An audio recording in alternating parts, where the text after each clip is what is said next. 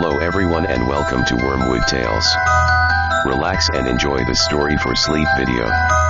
Before you drift off, I thought it would be a fun idea if everyone can leave a comment to let me know where you are listening from in the world. Let's begin. Visitors to the Lalaurie mansion often describe an unsettling chill, an icy breath that seems to seep from the walls, clinging to the air around them.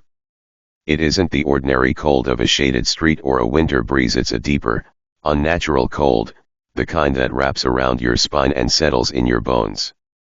Those who linger too long feel it intensify, like unseen fingers tracing up their backs, an undeniable presence pressing down on them.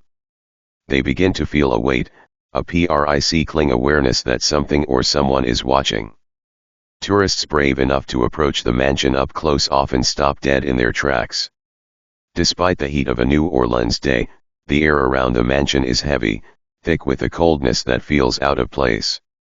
Those with a heightened sense of intuition claim that this coldness isn't just atmospheric, it's almost like a pulse, an energy emanating from within the walls, as if the house itself is alive and watching.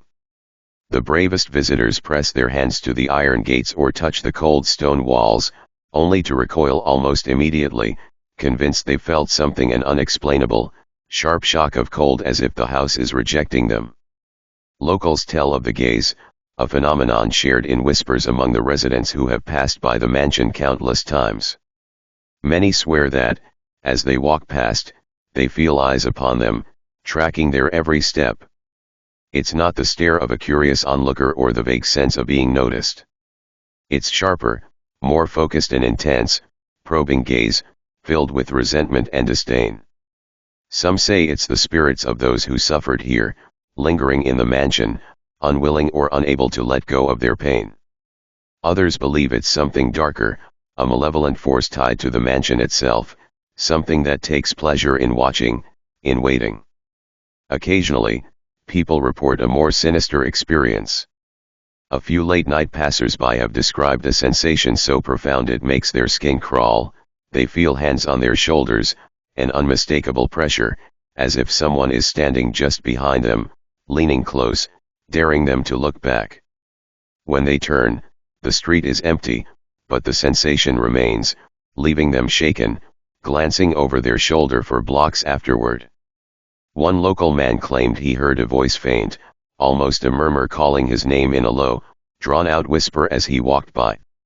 He quickened his pace, feeling his skin prickle as the whisper seemed to follow, growing softer yet somehow more urgent.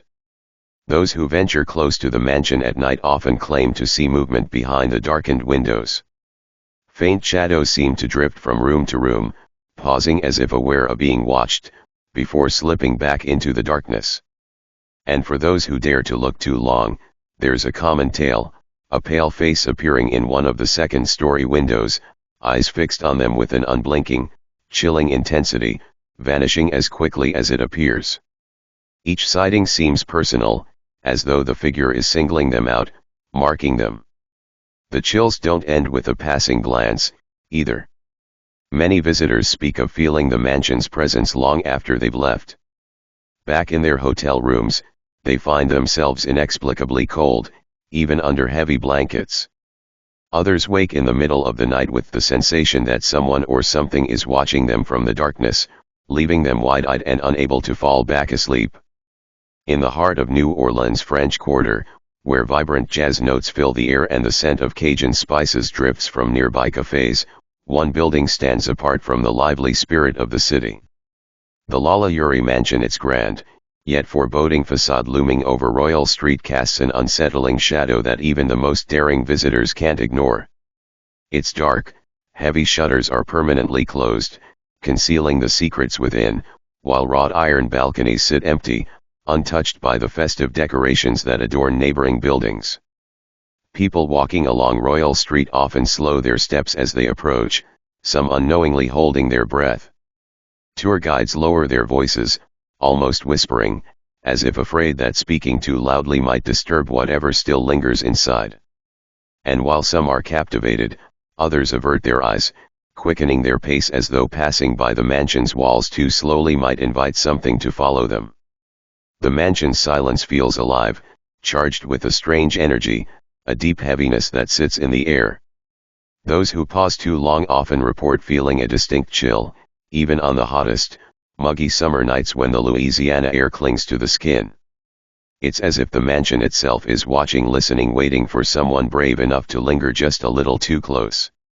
Beneath the iron balconies, a flickering street light casts long shadows against the cobblestone road, playing tricks on the eyes. Many visitors swear they see fleeting figures moving behind the darkened windows, their ghostly shapes gone in an instant, leaving them questioning what they saw. And then, there's the quiet, almost imperceptible hum. Some call it a whisper, others say it's a faint sigh. It drifts from the walls at unexpected moments, like an exhale from the mansion itself, as if it's tired of keeping secrets but bound to hold them for eternity. On nights when the streets are quiet, the mansion seems to amplify every sound: the creak of the iron gates, the soft murmur of the wind, and occasionally, what some have claimed to be a distant, tormented scream, slipping through the walls and fading into the dark. The Lalaurie mansion doesn't just stand as a relic of history, it radiates an unshakable feeling, one that seeps into anyone who dares to stand in its presence too long. It's more than a building, it's a boundary between the living and the dead, and a reminder that not all shadows fade in the light of day. As the sun sets over New Orleans, the French Quarter comes alive with street musicians, laughter, and the vibrant clinking of glasses.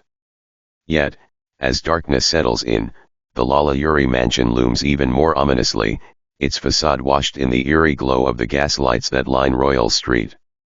The crowd's lively energy fades near the mansion, even the most adventurous tourists grow quiet, their voices dropping to murmurs as they near the estate's dark presence. Many feel an unexplainable pull toward the house. Some visitors stop to take photos, hesitating as they frame the towering, shadowed walls in their camera lenses, only to quickly look away, disturbed by an uncomfortable sensation of feeling as if someone, or something, is watching them from inside. Some even claim their photos capture ghostly blurs or faint faces pressed against the windows, faces that vanish when they look back with their own eyes. Tour guides pause by the front gates, often with hushed, reverent tones, recounting the mansion's disturbing history. They describe how the house's previous owner, Madame Delphine Lalaurie, was once a celebrated socialite before unspeakable horrors were uncovered within these very walls. Stories of restless spirits, tormented by a brutal past, seem to bring a chill to even the most hardened skeptics. Guests lean closer, captivated yet anxious, casting wary glances at the mansion as the guide describes the alleged atrocities that took place inside. They speak of faint cries heard through the walls, of figures seen fleetingly from the corner of one's eye, and of doors that slam without warning, even when the house is empty. The iron gates at the front of the mansion seem untouched by time, yet somehow inviting no passage. Visitors who try to peek between the bars feel a strange resistance, as if the air itself grows thicker, denser, the closer they get. Some claim they feel a sudden pressure on their chest, like an invisible hand pressing them back, silently urging them to leave while they still can. Those who ignore the warnings feel a chill creep over them as they stare at the empty windows. The shadows within seem to pulse and shift, as though hiding something that's both watching and waiting.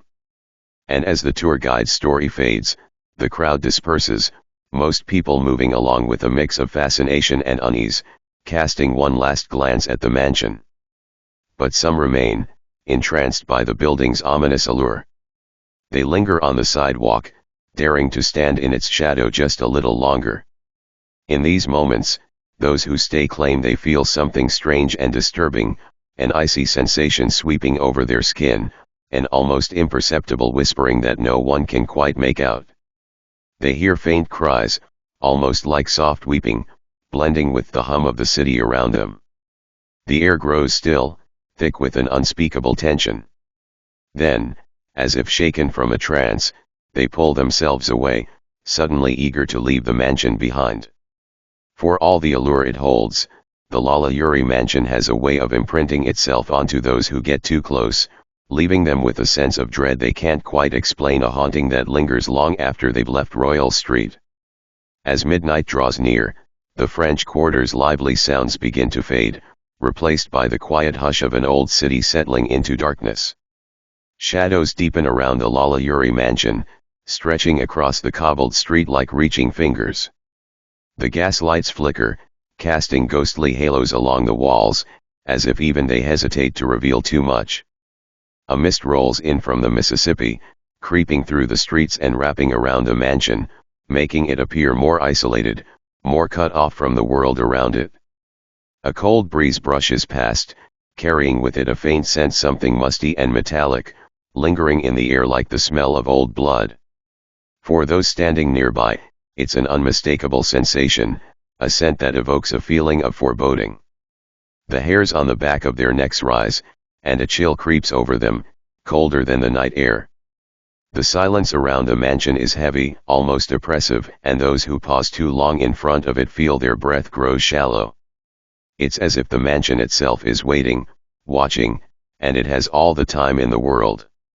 Some people swear they hear faint footsteps echoing from within, a steady, rhythmic sound of someone pacing back and forth, never stopping, as if locked in some endless torment. For those who press their ear to the thick wooden doors or the iron bars of the gate, they sometimes hear other sounds. It starts as a faint, unintelligible murmuring, almost like a soft, sorrowful whisper. But as they listen, it becomes clearer, gentle cries, voices speaking in fragmented phrases, bits of broken words that seem to be reaching out, begging for someone to hear them.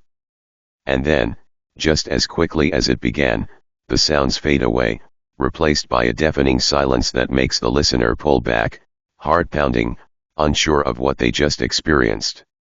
The mansion's second-story windows, dark and shuttered, hold a particular fascination. Some say that if you look closely enough, you might catch a glimpse of something, a shadow moving behind the glass, a figure standing still, watching. Those who lock eyes with the figure claim it feels like it's not just a ghostly presence, but something far darker, something ancient and malevolent. The feeling is intense, visceral, a cold shock that jolts through them, as if they've seen something they were never meant to see. In the stillness, the mansion almost seems to breathe. A low, almost inaudible hum comes from its walls, as though the very structure itself remembers every horrific event, every whispered plea for mercy that echoed within. Some claim that the mansion is alive, that it holds onto its secrets with an iron grip, unwilling to release them, reliving its darkest moments in an endless loop. And then, when the hour grows truly late, a strange phenomenon sometimes occurs. A handful of people have reported that, in the dead of night, the mansion's front doors appear slightly ajar, as if inviting someone inside. A warm, sickly light flickers from within, barely illuminating the grand entry hall. Those who have dared to approach, compelled by an unexplainable urge, say they feel an invisible hand pulling them forward. Their pulse quickens, their feet inch closer, and just as they're about to step over the threshold, the door slams shut with a deafening crash. It's as if the mansion itself has decided to spare them, or perhaps, it's merely biding its time. After the doors slam shut, the silence that follows is suffocating. The mansion seems to radiate a tangible sense of disdain, as if it resents being disturbed. Those lingering outside feel an overpowering urge to leave, but a strange curiosity keeps them rooted in place, unable to tear their gaze from the eerie structure. They want to know more, to see what secrets the Lalaurie mansion hides behind its locked doors and shadowed windows. But the mansion has other plans. A distant sound of faint, shuffling noise echoes from somewhere deep within, as though something is stirring, reluctantly roused from its slumber. The noise grows louder, a scraping, dragging sound that seems to move closer to the front of the house. Some visitors say it reminds them of chains being pulled across the floor, while others describe it as the sound of something heavy and unnatural shifting its weight, moving closer. In the upper windows, the shadows seem to darken, thickening into vague shapes that almost resemble figures. For a fleeting moment, a face appears, a pale, ghostly figure staring down at the onlookers with hollow, empty eyes. The gaze is intense, penetrating, filled with something between anger and sadness. But before anyone can point it out or snap a photo, the figure fades, dissolving into the shadows as if it was never there. One of the most unsettling tales comes from a group of young visitors who dared to linger past midnight. They claimed that, as they huddled by the gates, a woman's voice floated down from the second floor, so soft it was barely audible over the nighttime silence. Her voice was melodic yet filled with sorrow, almost like a lullaby. The words were indistinct, but the tone carried a sense of longing, as if she were singing to someone just out of reach. One of the visitors called out, half jokingly, "Who's there?" only to be met with silence. Moments later, they felt a sudden cold rush of air, chilling them to the bone. It felt as though something unseen had moved through them, brushing past with a sense of urgency.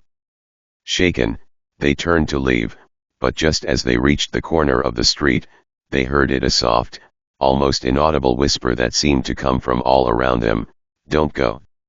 The group hurried away, their footsteps echoing down the empty street, but the whisper followed, lingering in their minds like a half-remembered dream. For days afterward, they each reported strange occurrences: footsteps in their homes, objects moving on their own, and fleeting glimpses of shadowy figures out of the corners of their eyes. It was as if the mansion had marked them, leaving a piece of itself with them as a reminder. In the end, few are able to resist the call of the Lalaurie mansion. It's a place that draws people in, captivating and horrifying in equal measure. And for those who stand too long in its shadow, there's a feeling, a subtle, unshakable certainty that the mansion has a life of its own, and it doesn't forget those who dare to intrude. For some, the haunting doesn't end with a visit. The mansion's presence follows them, haunting their dreams and leaving them with an unexplainable sense of dread. And as they lie awake at night, they can almost hear the faint echo of footsteps pacing, a sorrowful lullaby drifting through the darkness, and the haunting whisper of a place that refuses to let them go. For days, visitors who dared to linger too long feel the lingering effects of their encounter. Even in the comfort of their own homes, they find no escape from the eerie presence that seems to have followed them. The nightmares begin subtly at first: dreams of wandering empty, silent hallways, of trying to escape an unseen force that grows nearer with each passing second. But soon, they're plagued by a recurring vision: they're back in front of the Lalaurie mansion, staring up at its darkened windows, feeling that same oppressive weight settle over them. The faint, sorrowful lullaby drifts through the air, growing louder each night, its haunting melody filling their minds. Some claim they see fleeting figures in the shadows at night, hovering near their doors, their mirrors, and even the foot of their beds. It's always the same presence: pale faces, hollow eyes, expressions twisted with anguish. One young woman, after visiting the mansion, swears she saw the woman in black from the second-story window standing in her bedroom one night, staring with a piercing intensity that left her paralyzed. Her skin grew cold, her heart raced, and she lay there, unable to move or breathe, as the figure loomed over her. Only when she mustered the strength to blink did the apparition vanish, leaving her questioning her own sanity. Others report feeling an unexplainable chill in their homes, their rooms growing cold despite the warmth of the season. Footsteps echo in empty hallways, and doors creak open in the dead of night, as though someone or something was wandering through their spaces, searching. The disturbances escalate, leaving these haunted souls sleep-deprived and filled with a creeping sense of dread that follows them wherever they go. One visitor decides to return to the mansion, desperate for answers, hoping that perhaps confronting it again will free them from its grasp. But as they stand before the house, staring up at its towering walls and shuttered windows, they feel that suffocating weight return, heavier than ever. It's as though the mansion recognizes them, remembering their first visit, welcoming them back with a sinister familiarity. They feel a strange pull toward the front door, compelled to reach for the handle, as if the house itself is calling them inside. But as they step forward, a voice, soft, barely a whisper, echoes from behind them, "Don't." They turn, startled, but find no one there. The street is empty, silent, yet they feel an inexplicable warmth in that word, as though someone or something is trying to protect them from what lies within. With trembling hands, they back away, stepping out of the mansion's shadow, fighting the temptation to look back. And as they leave, they feel an unsettling mix of relief and disappointment, a lingering awareness that they'll never be truly free of the Lalaurie mansion. It has marked them, left an indelible presence in their lives. Even after they return home, the memories of that night remain vivid. Every creak of a floorboard, every flicker of a shadow in their peripheral vision brings a fresh wave of fear. And somewhere, in the darkest corner of their mind, they know that one day, they may feel that irresistible pull again, the pull to return to the mansion and face whatever waits inside. Because once touched by the Lalaurie mansion, it becomes part of them, an unshakable specter, haunting them long after they've left its sinister embrace. As the visitor retreats from the mansion, feeling the oppressive weight finally lift with each step, they glance back one last time at the towering, shadowed facade. The mansion seems to loom larger, almost as if stretching toward them, and in one of the upper windows, a flicker of movement catches their eye. They squint, peering through the darkness, and there, framed in the window, is the pale face of a woman. Her eyes are hollow, empty, yet somehow locked onto theirs, as if recognizing them, as if waiting for them to come back. A chill races down their spine as she slowly raises one hand, beckoning with a gesture that feels both inviting and foreboding. They stumble back, heart pounding, and as they turn to flee, a single whisper, soft and chilling, drifts through the air, following them into the night. "You'll be back, we always come back." In the days that follow, life feels almost normal again, but strange occurrences creep back in.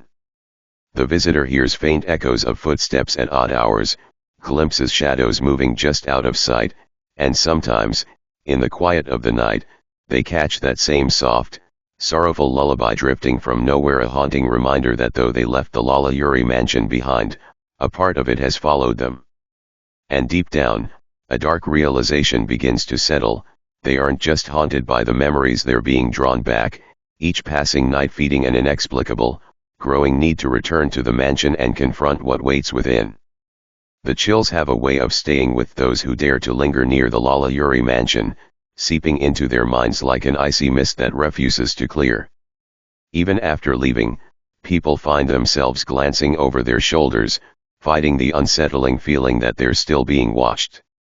As they make their way down the shadowed streets of the French Quarter, the sensation grows stronger, as though something intangible has attached itself to them, following their every step. Some visitors report that, upon returning to their hotels or homes, their reflections seem different. The mirrors, they say, hold something unnerving. They might glance at their reflection, expecting to see themselves, only to catch a flicker, a dark shape just over their shoulder, or a pale face appearing for a split second before vanishing. Many brush it off, convinced it's just a trick of the mind after the mansion's haunting atmosphere. But the feeling of being watched, of a constant presence just out of sight, doesn't fade. A particularly chilling experience comes from those who hear sounds once they're back in the safety of their rooms. At first, it's subtle, the faint creak of floorboards, as if someone is walking just beyond their door. Then come the whispers, soft and distant, as though drifting from another realm. Some claim the whispers seem to echo the haunting silence of the mansion, a low murmur that they can almost make out, yet never quite understand. It's a sound that keeps them awake, listening with bated breath, fearing that if they ignore it, it might grow louder, closer. Then, there are the dreams. People speak of nightmares that begin innocently enough but quickly spiral into something sinister. In these dreams, they're back in front of the Lalaurie mansion, its windows dark, its walls looming impossibly tall. They find themselves drawn forward, powerless to resist the pull, even as they sense a dreadful presence waiting inside. Just as they reach for the handle, the door swings open on its own, revealing the endless darkness within. And there, in the shadows, figures emerge, gaunt, ghostly faces with hollow eyes, watching them with expressions of silent, eternal suffering. The dreams only get worse. With each night, the visions grow more vivid, the sensations more real. Some wake in cold sweats, gasping for breath, feeling as if they've truly been there, as if they're not dreaming at all but visiting the mansion in some strange, spectral way. A few even wake to find their rooms unusually cold, the air thick with that same chilling weight they felt outside the mansion. For a rare few, the hauntings seem to escalate, as if the mansion has marked them. These unlucky souls report seeing shadows moving through their homes, feeling touches as they sleep, and hearing whispers that seem to come from the corners of their rooms. They begin to avoid mirrors, afraid of what they might see looking back. Some have even returned to the mansion, driven by a need to confront whatever it is that's haunted them since their first visit. They speak of a compulsion, an irresistible urge, as though the mansion is calling them back, beckoning them closer. One visitor, a man named Lucas, tried to brush off the experience, yet found himself drawn back to the Lalaurie mansion again and again. On his final visit, he decided to go alone at dusk, thinking that facing his fear might end the nightmares. But as he stood in front of the mansion, that familiar chill enveloping him, he felt something shift. For a brief, terrifying moment, he could swear he felt hands cold and skeletal resting on his shoulders, gripping tightly, holding him in place. He looked into the windows and saw not just one face but several, all watching him intently, as if daring him to enter. Frozen in fear, he broke free from the unseen grip and backed away, nearly stumbling in his rush to escape. As he turned to leave, a soft whisper reached his ear, drifting from somewhere within the mansion's shadowed depths. "You're already ours." Lucas fled, but the nightmares have never stopped, and now, he lives with a sense of dread that one day, he might find himself back at the mansion's doors, unable to resist the pull any longer. And he fears that, when that day comes, he may never leave. Among the countless ghost stories associated with the Lalaurie mansion, one of the most disturbing is the persistent appearance of ghostly faces in the windows. These accounts come from both locals and tourists, people who have had the misfortune or perhaps the courage to gaze at the mansion during the late hours of the evening. What they describe is enough to make anyone hesitate to walk past the mansion again. Visitors, drawn to the eerie presence of the place, often find themselves stopping in their tracks, eyes instinctively drawn to the windows that loom dark and foreboding. At first, it seems like nothing more than the deep shadows within the house. But then, as the evening light shifts or the street lamps flicker, faint, translucent faces begin to materialize. These figures are no ordinary reflections or figments of the imagination. The faces are unmistakable in their sorrow, their hollow, ghostly eyes seeming to pierce right through the onlookers, as though they're silently begging to be seen. What's more unsettling is the sensation that these faces are watching the viewers not passively, but with an unsettling awareness, as though they can sense when someone is looking directly at them. The faces appear briefly, sometimes only for a few seconds, before vanishing into the darkness, leaving nothing behind but a lingering sense of dread. Some who have been brave enough to stare back report that the figures seem to catch their gaze, a silent connection made between the living and the dead. For a split second, it's as though the mansion itself holds the spirits captive within its walls, using the windows as gateways to the outside world. It's almost as if the faces are trying to communicate something, their expressions shifting from sorrow to anger, or perhaps something worse, something unspoken, trapped within the walls for eternity. Others, more skeptical, brush it off as the product of imagination, the trick of a tired mind playing games in the dark. But as they turn to walk away, the feeling that they are being followed lingers.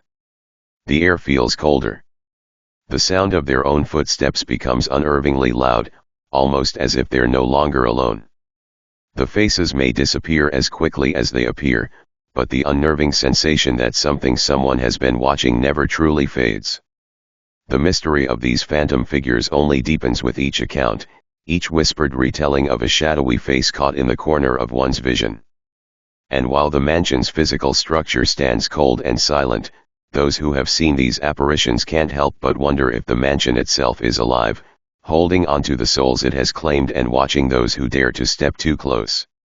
As the night deepens, the mansion's oppressive silence becomes even more unsettling.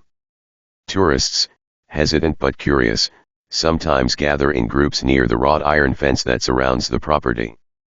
Many stare at the windows, trying to discern if their eyes are playing tricks on them or if, just maybe, they'll catch a glimpse of something more.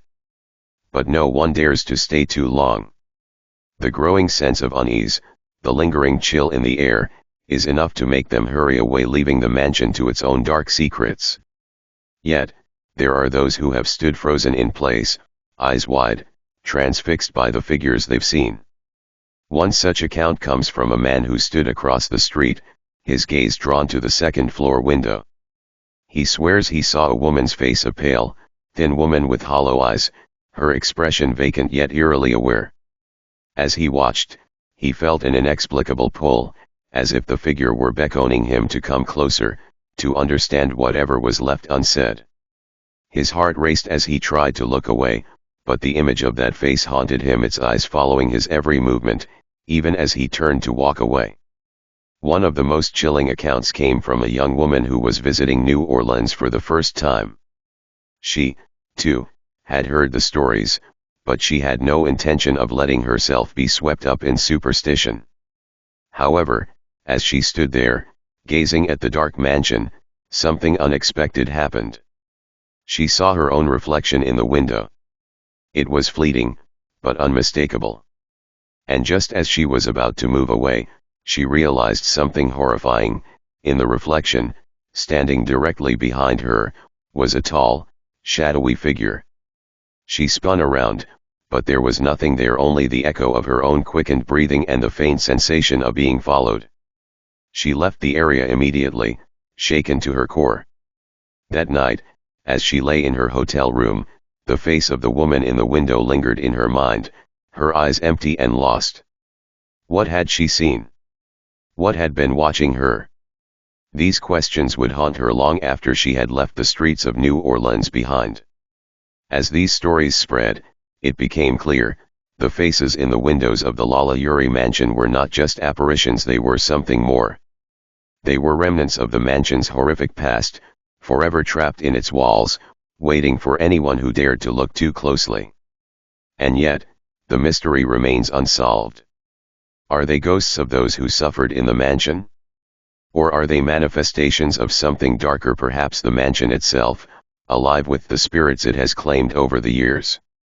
As the accounts of these ghostly apparitions spread, the Lalaurie mansion began to earn a reputation not just as a place of haunting, but as a place where the past was never truly gone. Those brave enough to venture too close often report feeling an overwhelming sensation of being watched, not just by the faces in the windows but by something far older and more malevolent. The mansion seems to draw people in, luring them with its decaying charm, only to trap them in a web of unease and suspicion. A local guide, known for his knowledge of the mansion's dark history, recounts his own unnerving experience while leading a group through the French Quarter at night. He paused in front of the mansion to share details of its gruesome past, describing the infamous Lalaurie family and the horrors that took place within these walls. As he spoke, he noticed something strange in the window above him, a figure slowly shifting in and out of view. At first, he thought it was just a trick of the light, but then, as his eyes adjusted, he could clearly make out the face of a man, his expression twisted in an eternal grimace of pain or fear. It was as though the man had been trapped in time, forever frozen in that agonizing moment of terror. The guide tried to continue with the tour, but his voice faltered, and the group became uneasy. It wasn't until they walked away, back into the safety of the bustling streets, that he heard a faint noise, something like a breathless whisper, so soft and distant it could easily be mistaken for the wind. But he knew better. The air around the mansion had felt thicker, heavier, almost as if something unseen had been trying to draw him in. He couldn't shake the feeling that whatever was behind those windows was watching, waiting, its gaze never leaving. Another chilling account comes from a woman who had been staying at a nearby bed and breakfast with a group of friends. They had heard rumors about the Lalaurie mansion and decided to take a walk around the French Quarter one evening. As they neared the mansion, they joked nervously about the ghosts that supposedly haunted the house, laughing off the stories. But as they approached the front gate, one of the women stopped cold in her tracks, her face pale and her hand trembling as she pointed to a window on the second floor. There, in the dim light of the street lamp, she could see a faint face, just barely discernible through the grime on the glass. It looked like a man, his features distorted by the haze, his eyes wide and unblinking. But there was something even more unsettling about the way he seemed to move. His head tilted slowly to one side, as though he was acknowledging them, recognizing their presence. The woman stepped backward, her heart racing. Her friends, who hadn't yet noticed, turned to her in confusion, but before they could speak, the face was gone. The group left quickly, but the experience stayed with them. That night, each of them had unsettling dreams where they were trapped in the mansion, forced to confront the faces behind the windows. The woman who had seen the figure later claimed that she felt a deep, inexplicable connection to the man's eyes, like he had been calling out to her, seeking something she could not understand. There are even whispers that on rare occasions, during the dead of night, if you stand outside long enough, you might hear faint knocks, soft and deliberate, coming from the windows themselves, as if someone or something inside is trying to break free, but the heavy walls and locked doors hold it in place. Whether these knocks are real or just another figment of the imagination, no one knows. But those who have heard them say the sensation is unmistakable, an invitation into the mansion's dark heart. One of the most haunting and persistent apparitions tied to the Lalaurie mansion is that of a young girl, seen by multiple witnesses over the years. According to those who have come face to face with her, the experience is nothing short of chilling. They describe her as a frail, ghostly figure, her skin pale and almost translucent, as if the life had long since been drained from her. Her eyes, wide with fear, seem to silently scream for help, but no sound escapes her lips. What makes this apparition particularly disturbing is the chains that bind her. The girl's wrists and ankles are shackled, the heavy iron links clinking softly with each small movement she makes, a sound that seems to reverberate through the air even when no chains are physically present. The rattling chains are not merely an eerie detail, they are a reminder of the dark history of the mansion itself. Some believe she is one of the countless victims who were tortured and held captive in the mansion's hidden rooms during the time of Madame Lalaurie, whose cruelty is infamous throughout New Orleans history. Witnesses report that the girl seems to float just above the ground, as though her chains are too heavy for her to move with any real grace. She's often seen near the windows, her small, outstretched hands reaching toward those who happen to pass by, her gaze pleading with them for help, though none ever can. The chill in the air grows noticeably colder when she appears, and a sense of sorrow fills the space, as if time itself is standing still in her tortured moment. The girl's presence isn't always witnessed in full form.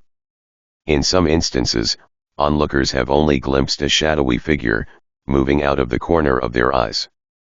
The faint rattling of chains is often the first indicator that she's near, followed by the sudden drop in temperature.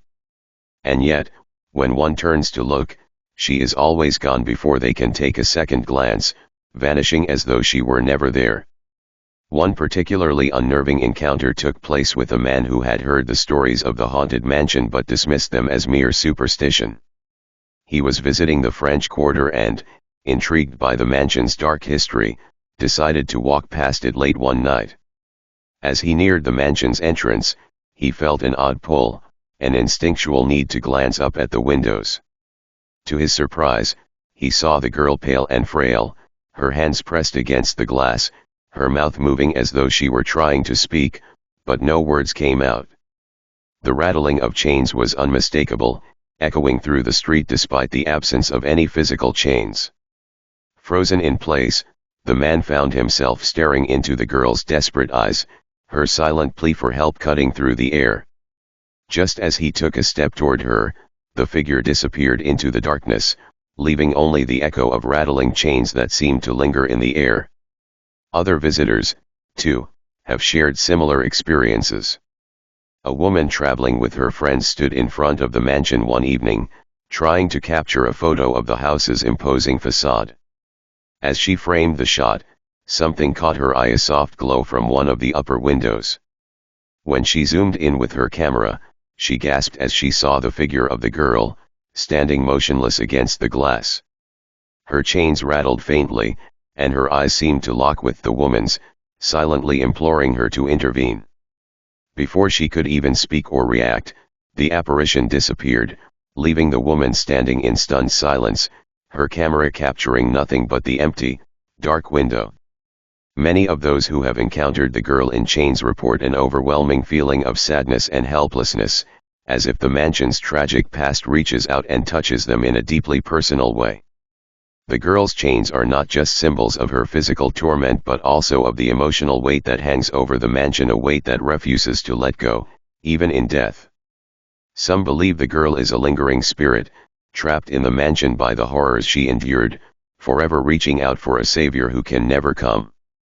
Others speculate that she might be one of the many victims of Madame Lalaurie's cruelty, a soul that was never given peace and now wanders the mansion, eternally seeking release.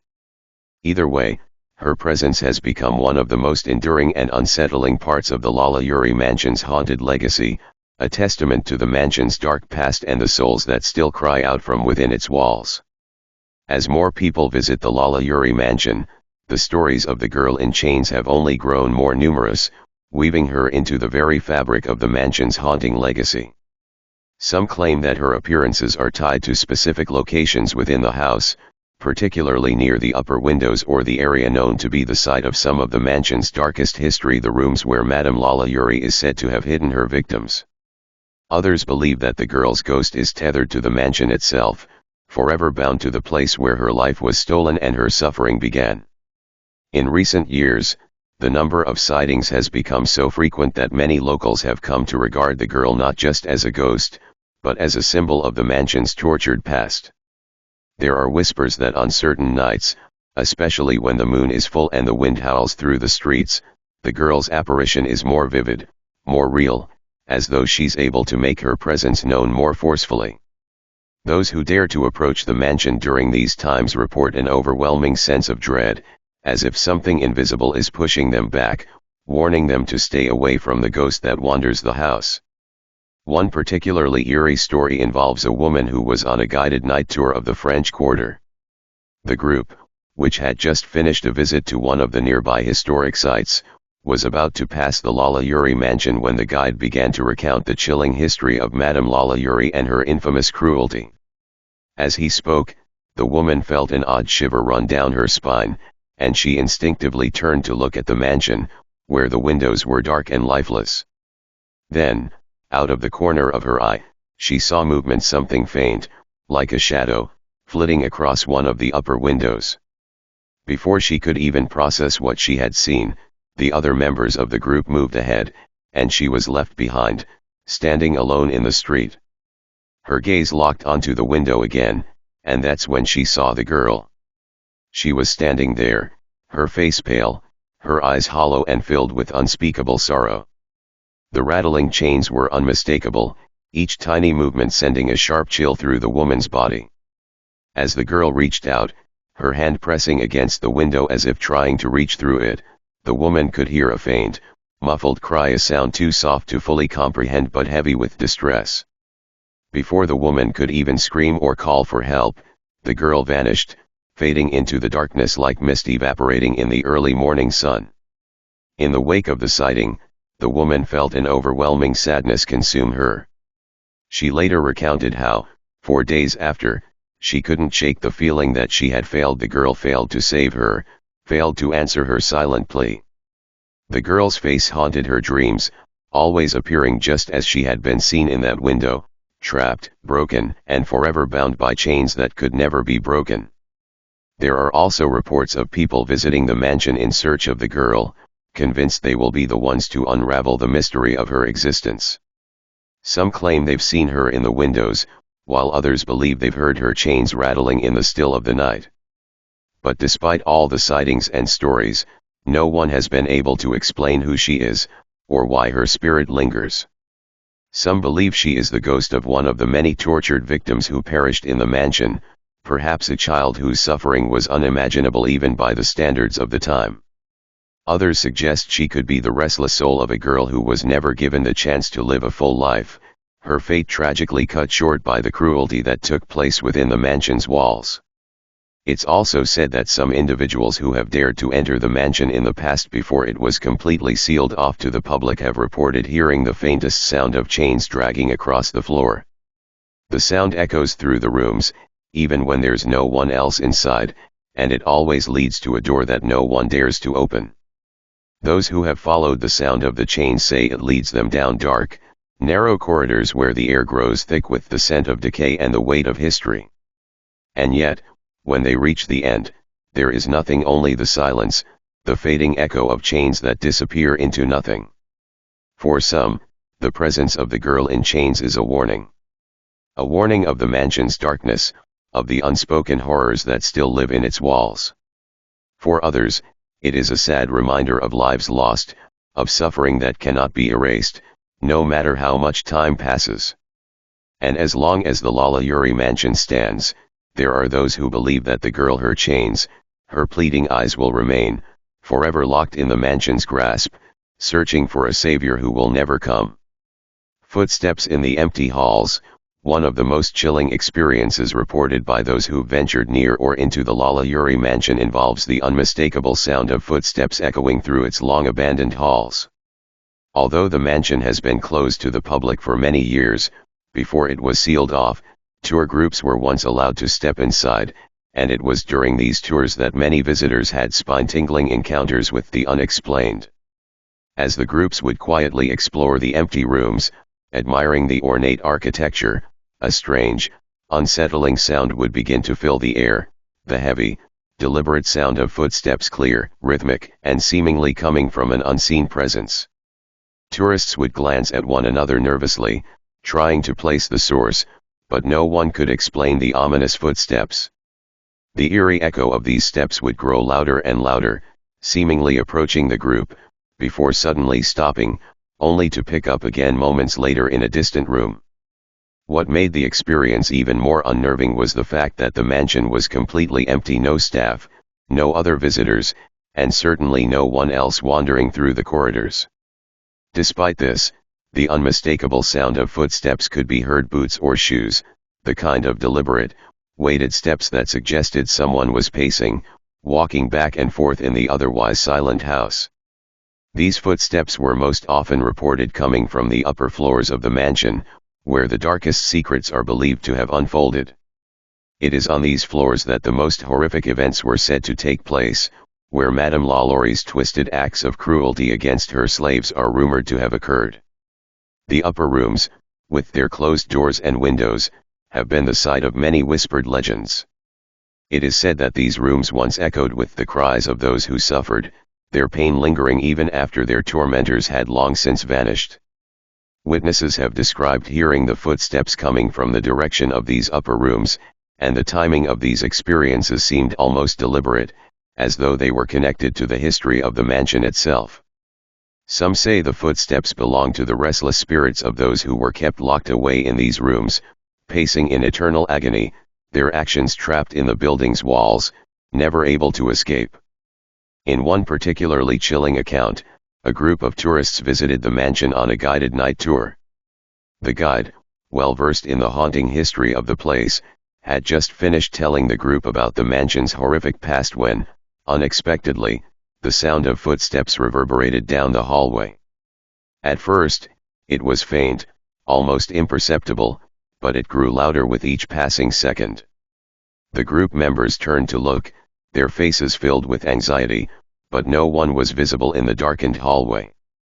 The tour guide, clearly unsettled, paused, and just as they did, the footsteps stopped. For a moment, there was nothing but eerie silence, followed by the same sound, louder this time, as if someone was walking toward them. The group, now on edge, collectively held their breath, but no one dared to move. And then, As quickly as the sound had started, it ceased. The guide led them upstairs, toward the rooms where the footsteps had been heard, and while the group felt the tension building, nothing appeared out of place. The upper floors were dark, cold, and devoid of life, save for the lingering air of desolation.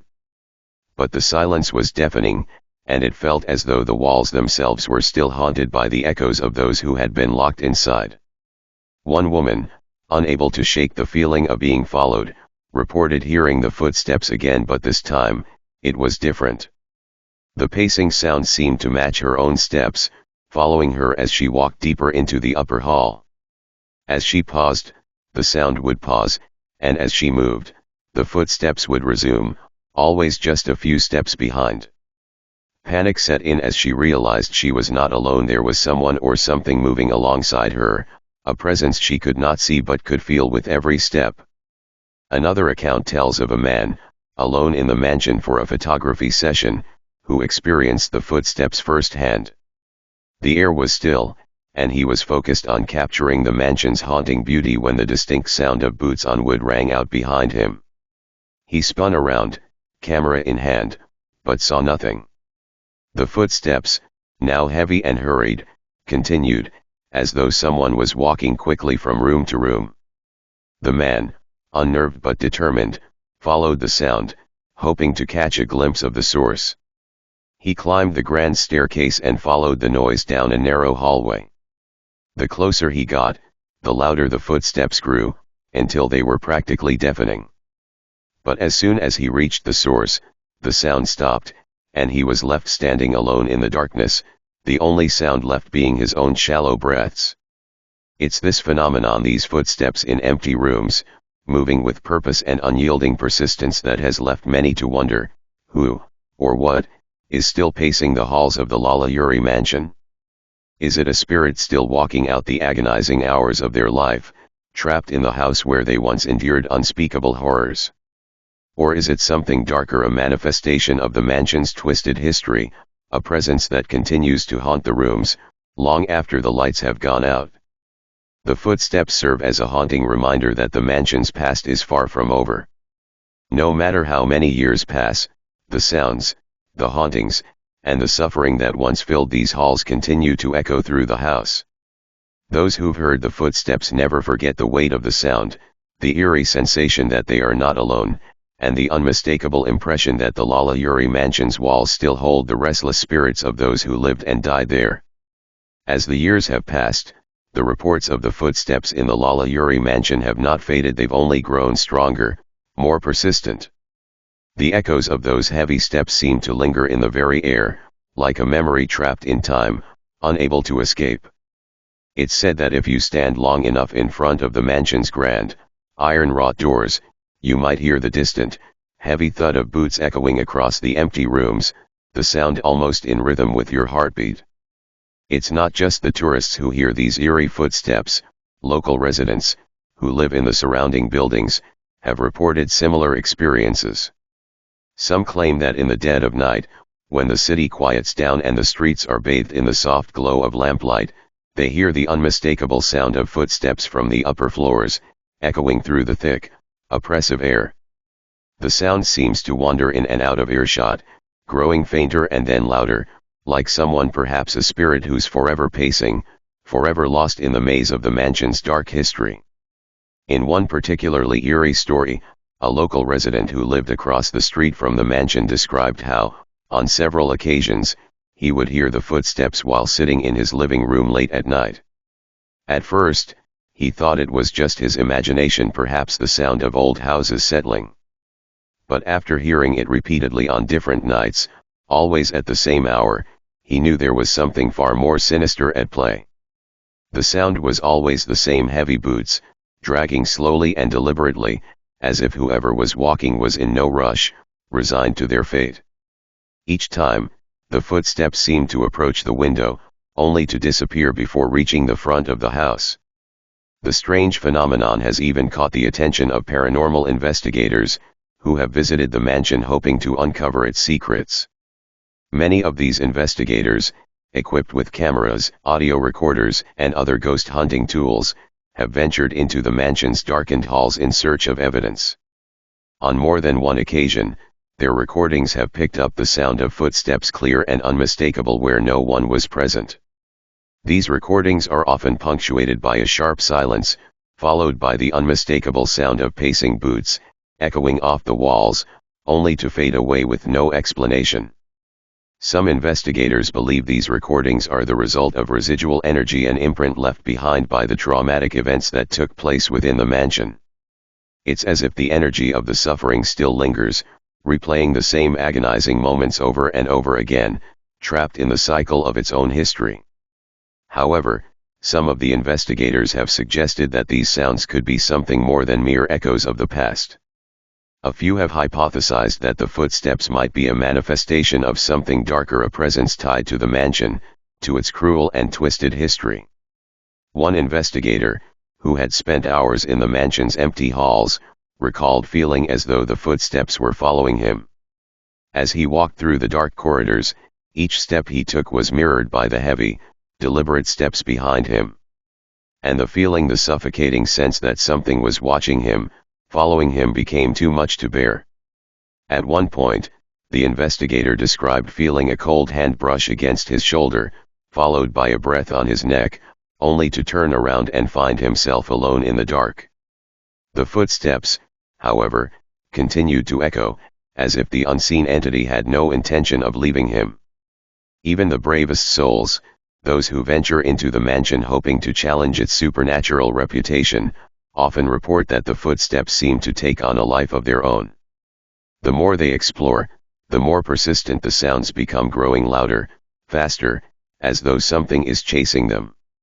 For those who dare to venture up to the top floor, where the darkest stories are said to have unfolded, the footsteps are sometimes accompanied by strange cold drafts, and the unmistakable feeling of being surrounded, stalked, by unseen eyes.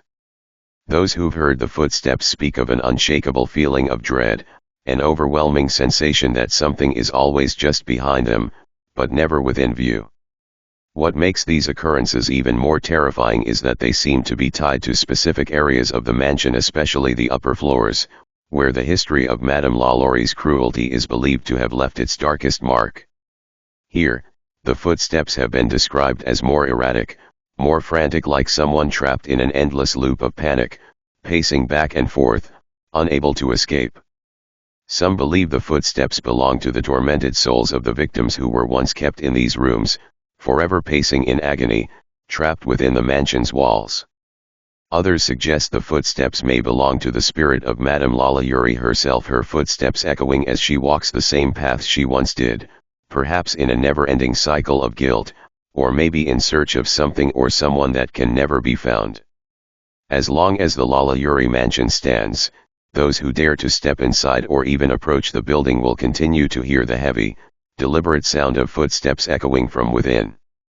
It is as though the mansion itself cannot forget what happened inside, and that it will never let those who pass by forget either. The footsteps are a constant reminder that the past is never truly gone, that the horrors that once took place within these walls will continue to haunt the mansion for as long as it stands. One of the most disturbing and inexplicable phenomena tied to the Lalaurie mansion is the haunting presence of a scent, an overpowering, suffocating odor of smoke and burning flesh. This smell is unlike anything one might encounter in a typical house fire. It's a sharp, acrid scent, one that lingers in the air and clings to the walls, thick with the unmistakable stench of charred skin and hair. Strangely, the smell seems to appear out of nowhere, in certain rooms, and with no visible source.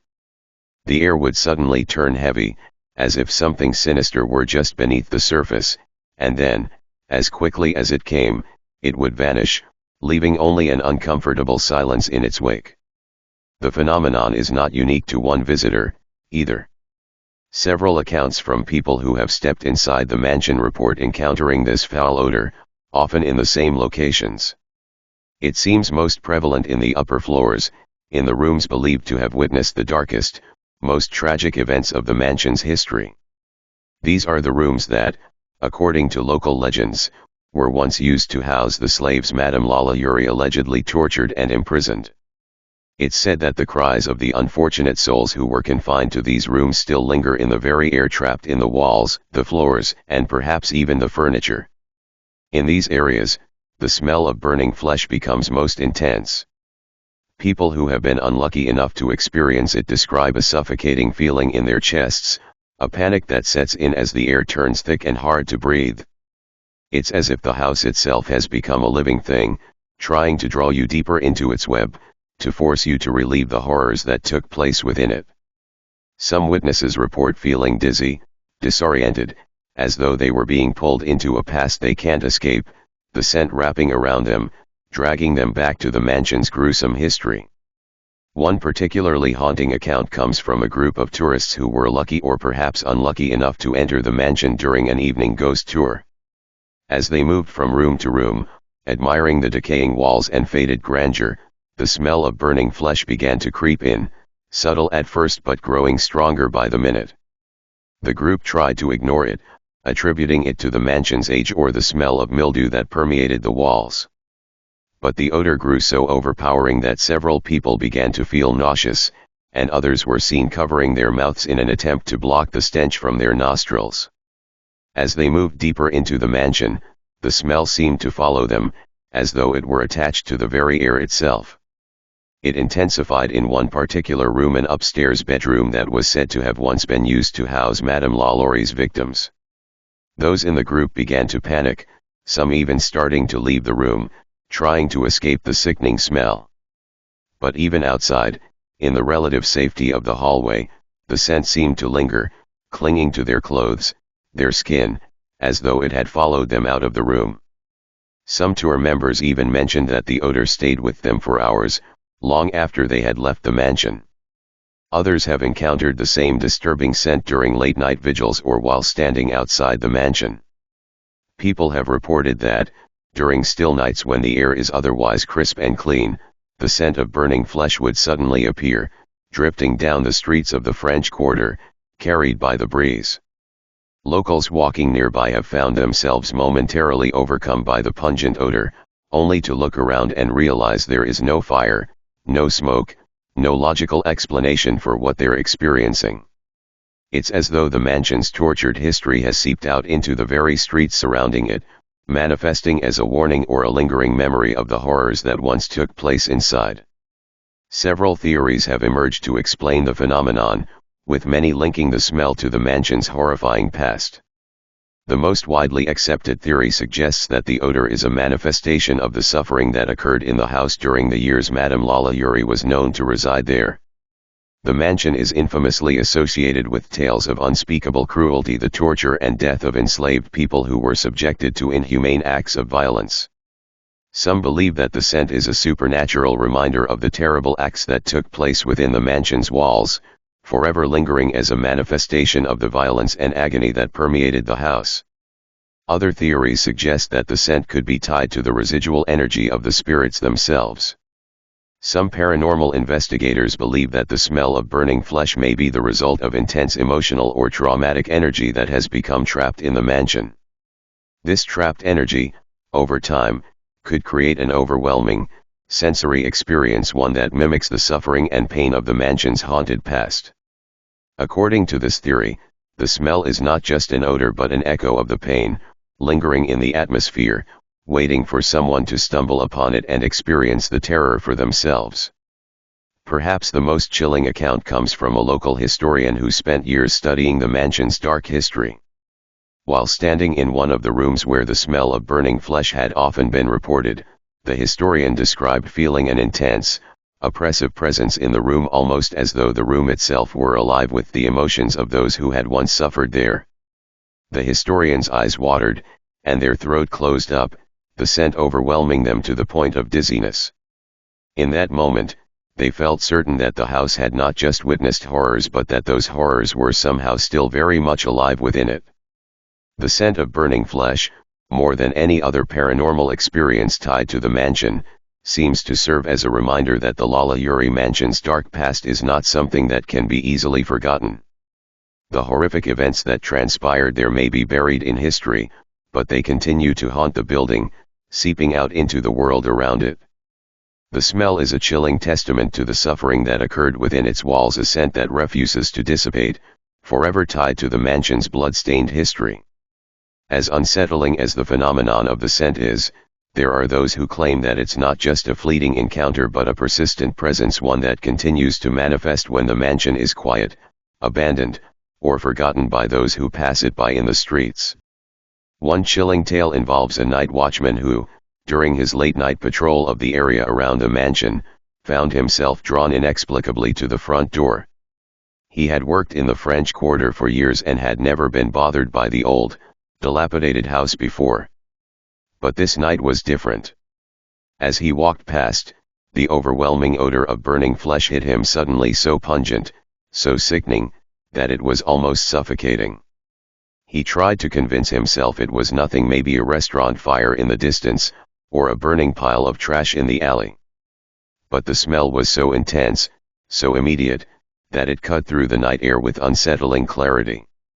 The scent seemed to grow stronger as he approached the mansion's iron gates, pulling him closer, luring him into the darkness. Despite his experience and calm demeanor, he felt a wave of terror wash over him. His instinct told him to leave, to walk away as quickly as possible, but something compelled him to stay. The scent was not just an odor, it was a force, something alive, something that refused to be ignored. It was then that he noticed something even more chilling. As he stood there, the scent enveloping him, he could hear soft, faint whispers, faint cries of distress, rising and falling in the air like voices carried on the wind. He stood frozen, unsure whether the sounds were real or imagined, and his heart raced as he realized the whispers seemed to come from within the mansion itself. For a brief moment, the air seemed to pulse with an energy, a heavy feeling of sorrow and rage, as if the house were somehow aware of his presence. He backed away from the gates, but the scent, sharp and acrid, followed him, lingering in his nostrils, suffocating him, until he was well away from the mansion. When he finally made it back to his station, he told his colleagues about the terrifying experience. But they only looked at him with skepticism, dismissing the story as an overactive imagination. However, the watchman swore that he could still smell the burning flesh lingering on his clothes, in his hair, and even on his skin, long after he had left the mansion's vicinity. Days passed, and the scent slowly faded from him, but the memory of it haunted him for months. Others have reported similar experiences, but in these cases, it isn't just the air that feels charged. In the most extreme accounts, those who have encountered the smell claim that it seems to physically alter their surroundings.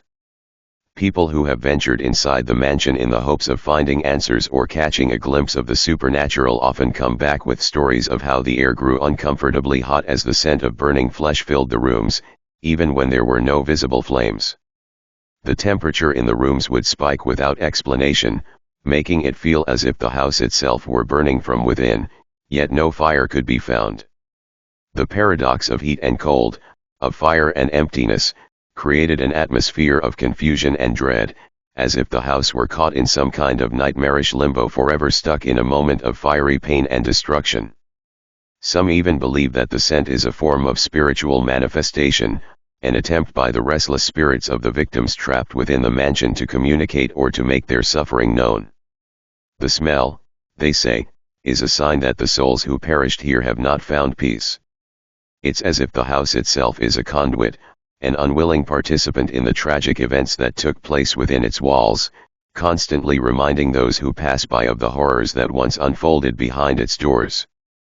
Investigators who have used paranormal detection equipment claim that the presence of the scent often correlates with readings of intense electromagnetic activity, leading some to believe that the mansion's dark past is more than just a haunting, it is a living, breathing force. The mansion may be a reservoir of negative energy, trapping the spirits of those who were mistreated within it and forcing them to replay their final moments over and over again. The burning flesh, they suggest, could be the result of those spirits struggling to find release, their torment manifesting as the stench that fills the mansion's air.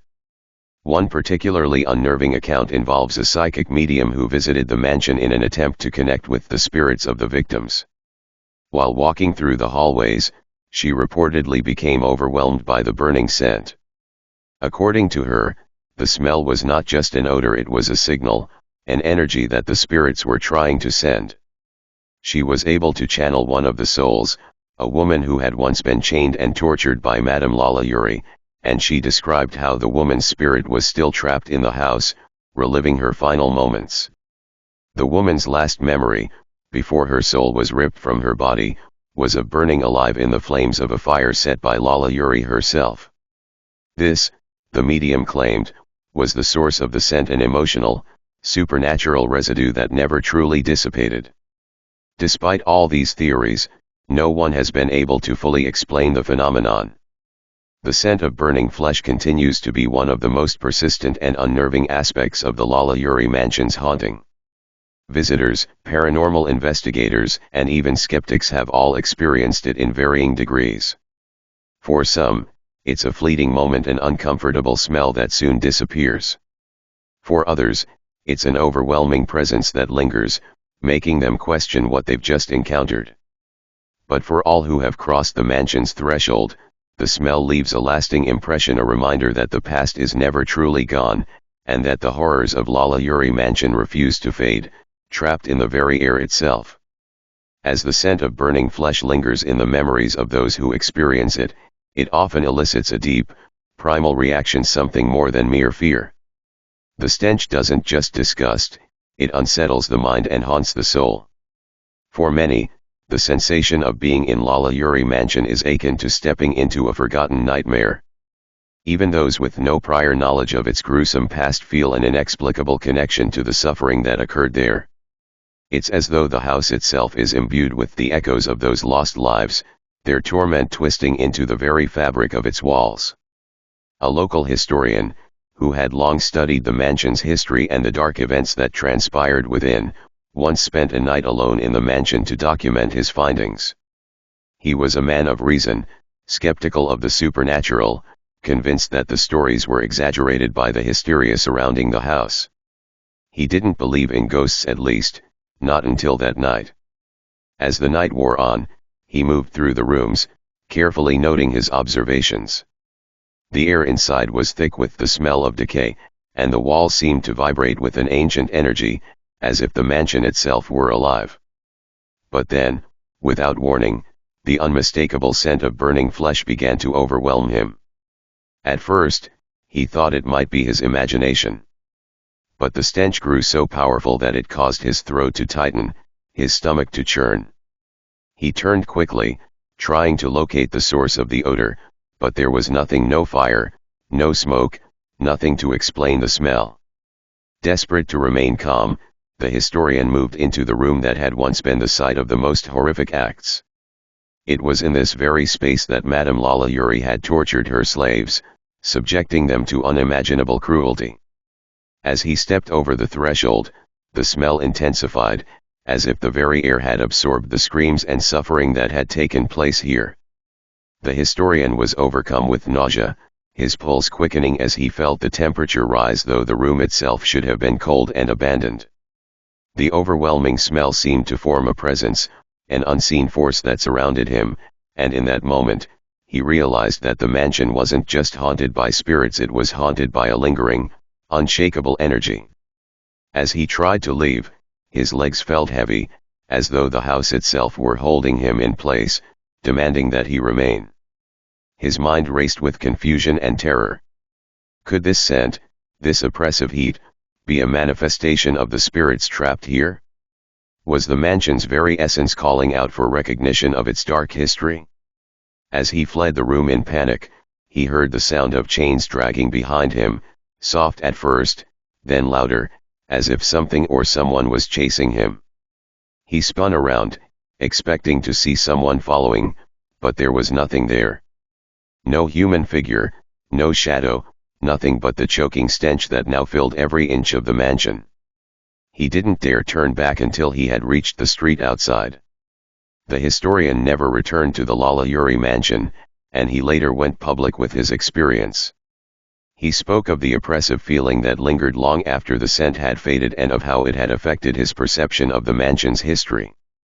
His encounter, which had begun with skepticism, had shaken him to his core. He now believed that the mansion's dark past was very much alive, its memories interwoven into the air, the walls, the very ground upon which it stood. Another more chilling encounter happened when a group of paranormal investigators, intrigued by the mansion's reputation, spent several hours inside, documenting their findings. As their instruments captured the usual electromagnetic fluctuations and strange readings, they experienced something far more tangible, something that wasn't easily explained. The team leader, a woman who had been investigating haunted locations for years, suddenly stopped in her tracks. She had been walking through the hallway when, out of nowhere, she was struck by the unmistakable stench of burning flesh. It came in a rush, overwhelming her senses. Her stomach heaved, and her throat constricted as she fought to breathe through the thick, acrid air. She knew immediately that this wasn't just a lingering smell, it was something far worse, something tied directly to the mansion's grim history. Suddenly, she felt something cold brush against her hand. A chill ran up her spine as she turned sharply, expecting to see another team member behind her. But there was no one there. What she did see, however, was something far more unsettling, a faint, ghostly image appearing in the mirror that hung on the wall. It was the blurry image of a woman, her face contorted in agony, her body draped in chains. The apparition lingered for a moment before fading away, leaving only the foul smell behind. The investigators, now deeply unnerved, gathered their things and left the mansion without completing their full investigation. They were convinced that they had encountered something that couldn't be explained by science or logic alone. The smell of burning flesh, they later reported, stayed with them long after they left the property, clinging to their clothes and their skin like an invisible mark of the horrors that had transpired there. The phenomenon of the scent of burning flesh serves not just as a frightening reminder of the mansion's past, but as a bridge between the living and the dead. It suggests that some horrors never fully fade, sometimes they become embedded in the fabric of a place, forcing those who encounter them to relieve the terror of long-forgotten souls. Whether it is a lingering spirit's attempt to communicate or a supernatural residue of unimaginable suffering, the scent continues to haunt those brave, or foolish, enough to draw near. The Lalaurie mansion, a place already shrouded in tragedy, has thus become more than a simple historical landmark. It is a gateway to something far darker, something that refuses to be left behind. Can you feel it? That strange, unsettling sensation, like invisible eyes watching your every move. Imagine walking past the Lalaurie mansion in the dead of night, the shadows around you growing thicker, the silence pressing in. And then, you catch it. That heavy, suffocating scent of smoke and burning flesh, hanging in the air with no fire in sight. It's as though the house itself is breathing in the darkness. What would you do if, suddenly, the hairs on the back of your neck stood up, and you heard faint whispers, pleading, desperate voices, echoing through the empty, decaying halls? A voice from a past long buried, still crying out for help. Would you ignore it? Or would you be drawn closer, unable to resist the pull of the unknown? Imagine yourself standing at the foot of the mansion, the dim light from a street lamp casting long, eerie shadows across the ground. Would you dare to step inside? Just for a moment, to see what lies hidden within the darkness? Would you push past the terror, even if only to glimpse the shadows that have haunted this place for centuries? Take a moment to picture it. Are you brave enough to face what others have only dared to whisper about in fear? Or does the very thought make you shiver, as if the mansion's horrors have already begun to follow you, even from here? The Phantom Guard is one of the most chilling apparitions associated with the Lalaurie mansion. This mysterious figure has been witnessed by only a handful of brave souls, but those who have encountered him will never forget the experience. On certain nights, when the air feels thick and heavy with history, and the shadows grow long under the pale moonlight, a tall, imposing figure materializes near the mansion's doors. Dressed in the attire of an earlier time, an old-fashioned uniform, complete with a tall, dark hat, this figure stands stoically, as if stationed there to guard the house, just as someone might stand watch over something they're sworn to protect. The guard's clothing is distinctly vintage, perhaps reminiscent of the 1800s, fitting with the time period during which the mansion's darkest secrets unfolded. His silhouette is tall, almost unnaturally so, with a rigid posture that suggests military discipline.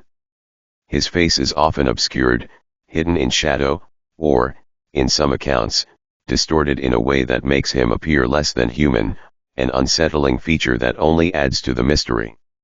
Despite his stillness, there's an unmistakable sense of movement, a subtle shift in the air around him as though he's alive, even if his presence cannot be fully grasped by the human eye. Those who have encountered the phantom guard often describe a sense of unease, an inexplicable feeling of being watched long before they even see the figure. It's as if his unseen eyes have already locked onto them the moment they approach the mansion, sensing their every movement, even if they can't yet see him. For a brief moment, the air around them feels charged, like the atmosphere itself is holding its breath. There's a sudden tension, a kind of stillness that fills the air, too quiet, almost too perfect. And then, in the distance, the figure comes into view. Some witnesses claim the phantom guard is always stationed in the same spot, just outside the mansion's door, towering against the backdrop of the old, decaying structure. At first glance, the encounter can be so real, so startling, that it's easy to mistake him for a living person. But as soon as someone approaches, the guard vanishes into thin air. No footsteps, no sound, just the sudden, eerie emptiness where he once stood. The very ground where he stood feels cold, as if he's left a trace of his presence that lingers in the air, refusing to fade. It's as if the mansion itself is protecting its secrets by keeping the guard close, guarding the truth behind its haunted walls. What's even more disturbing is the sensation that many witnesses report once they attempt to turn away. Even though the figure has disappeared, they feel his gaze follow them. It's as though his eyes are locked onto them, invisible yet undeniably present, weighing them, watching their every step. Some describe a chill running down their spine, a prickling sensation along their necks, as though they're not being left alone, even after they've turned their backs. Others say they hear a faint whisper carried on the wind, a voice too soft to decipher, but one that sends shivers through their entire being. On rare occasions, some claim to have heard footsteps echoing in the distance after the figure has vanished, loud, deliberate steps, as if the phantom guard is still pacing in the dark corners of the mansion, eternally watching, guarding, and ensuring that no one dares uncover what lies beneath the layers of secrecy. There's something deeply unsettling about the phantom guard. His presence suggests an unspoken pact between the mansion and whatever remains inside. While the house may have lost its former inhabitants, the guard remains, forever tethered to the building, bound to watch over it long after death. His silent vigilance serves as a reminder that the mansion holds more than the living know, and it's a place where not all who enter come back out the same. To witness him, to feel his eyes upon you, is not only to experience a ghostly encounter but also to brush against the unknown, a chilling reminder that some spirits are bound not by time, but by purpose, and their job is far from finished. Despite the rare accounts, those who have come across the phantom guard often find themselves forever haunted by the experience, even if they never fully understand what they saw. What is the purpose of his presence? Why does he stand guard over a house that, on the surface, seems to have been abandoned by time and humanity? Some speculate that the phantom guard could be a remnant of the mansion's twisted past, a former servant, a bodyguard, or perhaps someone who was bound to the house by loyalty or a dark promise. There's a theory that he may have been one of the many tragic figures associated with the mansion during its darkest days. Could he have been a protector of the Lalaurie family, or perhaps someone who was there in a more sinister role, keeping watch over the horrors within? His role might have been to guard secrets so horrific that they linger in the house, even to this day. Others suggest that the phantom guard could represent the mansion itself, an entity so tied to the mansion's sinister past that it has become a part of the house's very essence.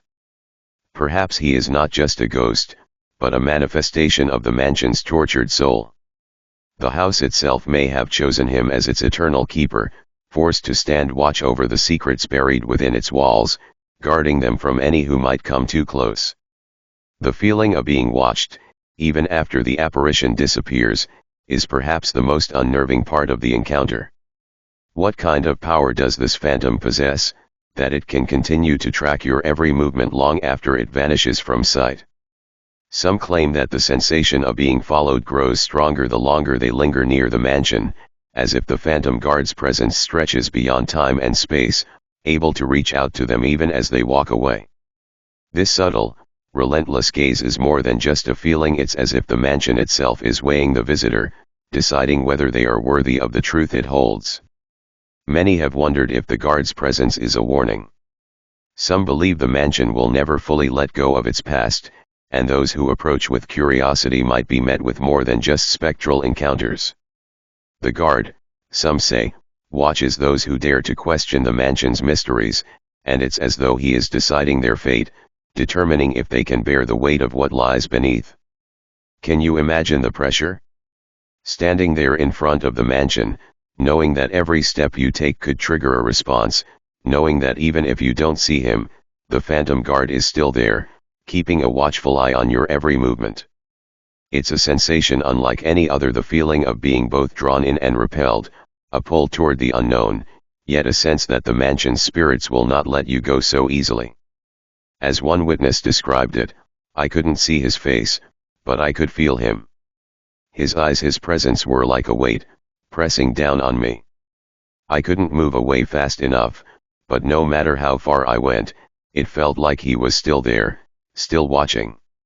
This strange combination of tension and awe, of fear and curiosity, seems to be what most people experience when they encounter the phantom guard. No one knows his true nature or his purpose, and no one knows if he is simply a residual haunting or an active, conscious force bound to the mansion for reasons unknown. As the years pass and the mansion continues to stand, abandoned yet never truly empty, the figure of the phantom guard remains a spectral protector, forever pacing the mansion's dark corridors, silently guarding the secrets that may never be revealed. What do you think? Could the mansion be more alive than we realize, with the phantom guard serving as its eternal sentinel, watching over a darkness that refuses to die? The mirror's reflection is one of the most unnerving and perplexing experiences reported by those who have dared to peer inside the Lalaurie mansion. Many have walked past the decaying structure, glancing through the dusty windows, hoping to catch a glimpse of the mansion's tragic past. But some who've looked in have witnessed far more than they bargained for, an inexplicable, bone-chilling vision in the mirrors that reflect the haunted history of the house itself. The mirrors inside the Lalaurie mansion, often covered in grime and aged by years of neglect, are more than mere fixtures of a bygone era. They are, for some, portals to a darker reality, a reality where the dead still linger and the mansion's tormented souls refuse to fade away. For those brave enough to peer through the windows, these mirrors become windows into something beyond this world, reflecting shadows and figures that shouldn't be there. One account stands out above the rest. A woman, who had ventured close to the mansion one foggy evening, described looking inside through a cracked window. Her eyes immediately went to a large, ornate mirror in the front hall, its glass dulled and warped by years of age. At first, all she saw was her own reflection, her pale face, framed by the dusty glass, staring back at her as the faint light of the street lamps caught her figure. But something in the reflection didn't feel right. The longer she stared, the more she felt a strange unease settle in her chest. And then, she noticed it. Just behind her reflection, in the dim light of the room, a shadowed figure stood, an unnaturally tall shape, almost indistinguishable at first, blending into the shadows of the room. It was a woman, pale, dressed in what seemed to be an old-fashioned gown, but the strangest part was how she appeared to be positioned just a step behind the woman's reflection. Almost like a figure who hadn't fully crossed into the mirror's realm. Terrified, the woman took a step back, her breath catching in her throat as she instinctively turned around to find the room behind her empty. No figure, no ghostly presence, just the silence of the night. She quickly looked back at the mirror, but the shadowy figure was gone. Her own reflection was the only thing she could see. However, the unsettling sensation lingered. She could still feel the presence of the figure watching her from the glass. Some who've heard the woman's account believe that the figure was not merely a reflection, but something far more sinister. Could it have been one of the many trapped spirits in the mansion, using the mirror as a way to interact with the living world? Some theorize that mirrors, particularly in such a place steeped in darkness and tragedy, are not just reflective surfaces but gateways able to bridge the gap between the living and the dead. These mirrors, with their cracked, foggy glass, may serve as the perfect conduit for the mansion's spirits to reach out to the outside world. Others claim to have experienced similar strange occurrences. One man, while touring the mansion, claims to have noticed a peculiar reflection in an old, gilded mirror on the second floor. At first, it was just the dust-covered surface showing only his reflection, but as he stared longer, he began to feel something was terribly wrong. It was as if the room behind him didn't quite match the image in the mirror. The furniture, the arrangement, it was all slightly off. But what terrified him the most was the figure standing near the corner of the room in the reflection, which wasn't present in reality. A man dressed in what appeared to be an old military uniform, his face obscured by shadow, stood motionless. As the man turned to leave, he couldn't shake the feeling that the figure in the mirror had somehow moved as he did. When he looked back, the figure was still there, watching him, and yet, he was nowhere to be seen in the room. Some theorize that the spirits trapped within the Lalaurie mansion may be drawn to the mirrors, possibly due to their reflective nature, a way for the dead to see and interact with the living, but always just out of reach. Whether it's the oppressive nature of the mansion's tragic history or the dark energy that seems to seep from its walls, the mirrors seem to reflect more than just physical appearances. They may show something much deeper, something that lies hidden beneath the surface of the living world. What do you think? Could these strange mirror reflections be a glimpse into the afterlife, or is there something more to the mansion's tragic history that these spirits are trying to communicate?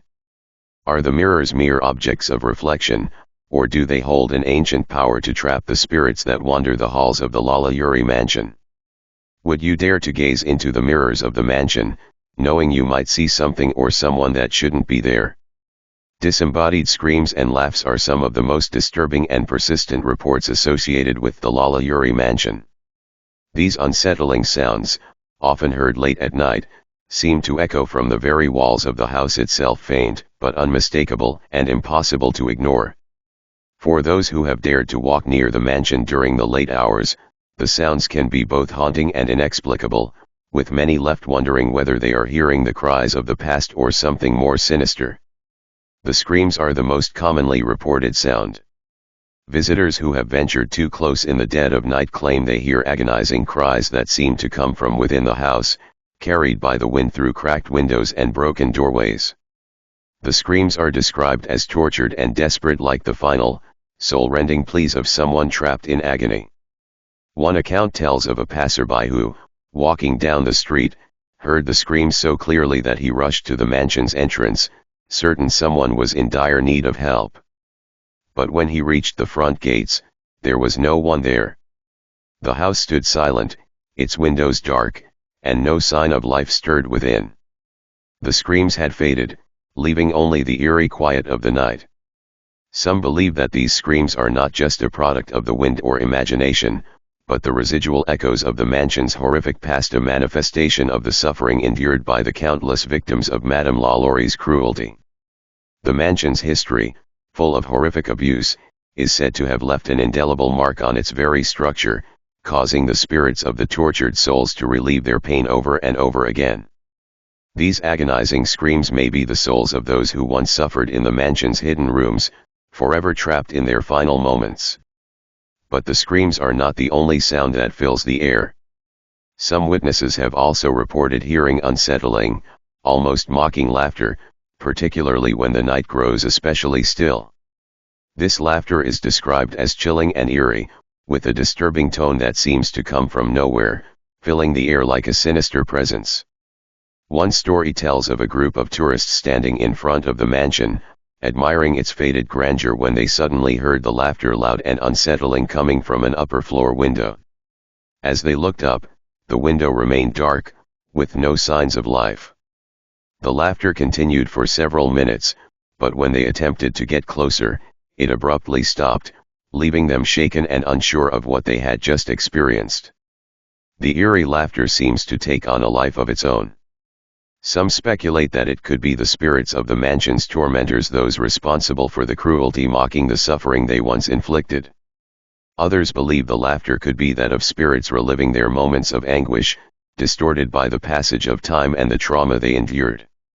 Some even suggest that the laughter could be the twisted manifestation of the mansion itself, a malevolent force, an energy born of the house's dark history, now expressing itself through sound.